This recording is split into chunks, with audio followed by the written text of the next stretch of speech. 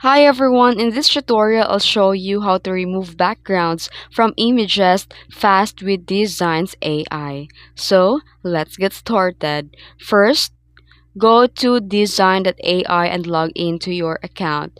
Then here in the dashboard, click on the background remover or the photo remover tool.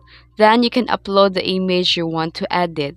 Then here, click the background, remove background, and within seconds, your image will be processed with the background automatically. And finally, you can download your image and a transparent background or replace it with a new one if you'd like. And that's it. It's super easy and super clean, but remember, you need to upgrade the pro version of Designs AI to access this feature. If you found this tutorial helpful, don't forget to like and subscribe for more tips. Thanks for watching!